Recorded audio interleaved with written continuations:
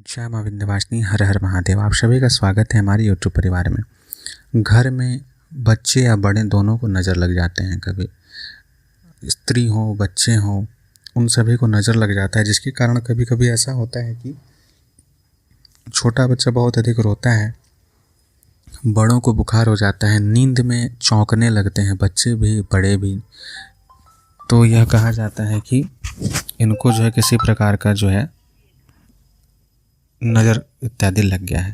तो आज का यह जो विधान है, इसमें किसी भी प्रकार का कोई नज़र लगा हो किसी भी व्यक्ति को, चाहे वो बच्चे हों या बड़े हों, उन्हें इस बाधा से मुक्त किया जा सकता है। साथ ही यह विधान काफ़ी सरल है, हर कोई इस विधान को कर सकता है। इसमें किसी भी प्रकार का कोई तिरक प्रभाव नहीं है, सामान्य विधान है। लेकिन अगर किसी व्यक्ति के ऊपर में आप वैसे व्यक्ति के ऊपर इसका प्रयोग ना करें जिसके ऊपर कोई सवारी आती हो, कोई खेल रहा हो, भूत प्रेत इत्यादि की बाधा आपको पता हो और इस मंत्र का प्रयोग कर दे, वहाँ नहीं करना है। सामान्य रूप से, सरल रूप से करना है। इस बात का विशेष रूप से आप ध्यान रखेंगे।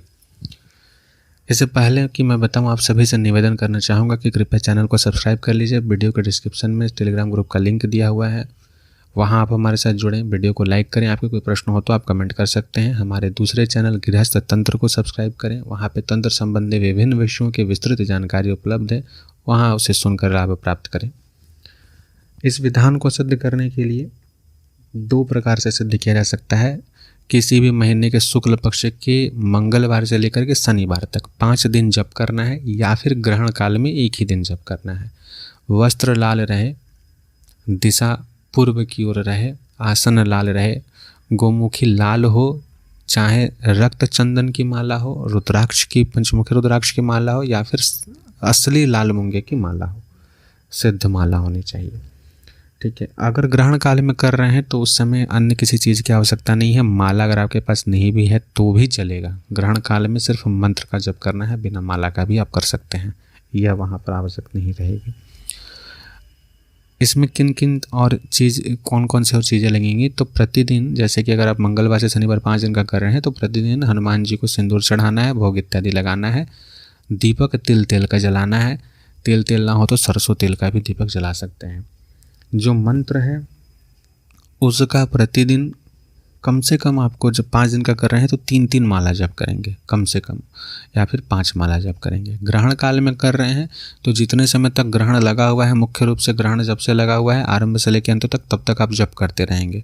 अगर ग्रहण काल का समय काफ़ी कम है तो 11 माला कम से कम जप करेंगे, भले ग्रहण खत्म हो गया हो, कोई भी ग्रहण हो, चंद्र ग्रहण हो या सूर्य ग्रहण हो, लेकिन सूतक काल होना चाहिए। इस बात का ध्यान रखें। सूतक काल अगर मान्य है आपके जगह में, आप जहाँ भी रह रहे हैं, जहाँ भी साधना कर रहे हैं, तभी इसका प्रभाव मिलेगा। अगर सूतक काल मान्य नहीं है, आंशिक ग्रहण है, उपछाया ग्रहण है, या कहीं और लगा हुआ है, केवल ग्रहण है लेकिन आपके पास दृश्यमान नहीं है, सूतक काल मान्य नहीं है, तब इसका कोई प्रभाव नहीं मिलेगा। तो इन सभी बातों को जान करके उसके पश्चात साधना को करें।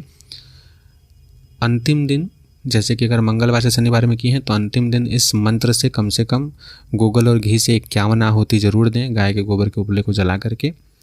और अगर ग्रहण काल में कर रहे हैं तो हवन इत्यादि की भी कोई आवश्यकता नहीं है। हाँ, उसको करने के पश्चात अगले किसी भी मंगलवार शनिवार को किसी एक दिन जो है 108 आहुति दे दें। उसी प्रकार से इतना आप कर लीजिए, मंत्र चैतन्य हो जाएगा।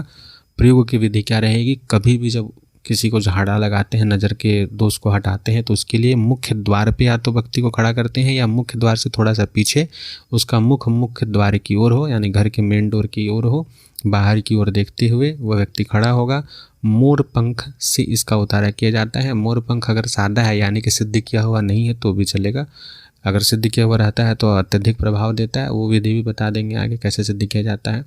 तो मोर पंख से झाड़ा कैसे देना है, व्यक्ति का मुख दरवाजे की ओर है, आप उसके बाईं ओर खड़े होंगे, यानी कि उसके लेफ्ट साइड में आप खड़े होंगे, और मोर पंख से जो उतारा करेंगे उसके सर से लेके पाँव की ओर, नीचे की ओर, और उस तरीके से करते हुए, जैसे हम लोग झाड़ू लगाते हैं ना तो आगे की ओर सरकाते हैं, तो वैसे मोर पंख से झाड़ा इस मंत्र को पढ़ते हुए करना है, जैसे कि मोर पंख दरवाजे की ओर चले जाए, मतलब कि दरवाजे की ओर करके झाड़ देंगे मोर पंख को, फिर दोबारा उसके शरीर से लेंगे और फिर उधर झाड़ देंगे। इस तरीके से करके जो है आपको कम से कम 7 बार इस तरीके से इस मंत्र से उतारना है उसके शरीर से, तो नज़र का दोष जो है वो खत्म हो जाएगा। एक चीज़ यहाँ ध्यान रखेंगे, झाड़ने के समय में कभी भी कि पूजन स्थान पे झाड़ा नहीं लगाया जाता। पूजन स्थान पे आप किसी का भी देख के अगर खुद भी लगा रहे हैं तो गलत है, कृपया वहाँ ना लगाएं। चीज़ों को निकलने की जगह होनी चाहिए तो मुख्य द्वार के सामने या मुख्य द्वार पे ही खड़ा करके इस तरीके से करनी चाहिए, ताकि जो भी चीज़ें हैं वो हट जाएँ, जो भी दोष इत्यादि है उसका शमन हो, बाहर की ओर चले जाए। तो आशा करता हूँ आज के वीडियो से आप सभी को लाभ प्राप्त होगा, इससे आप सीखेंगे। आपको कोई प्रश्न हो तो आप अवश्य कमेंट करें। जय मां विंध्यवासिनी, हर हर महादेव।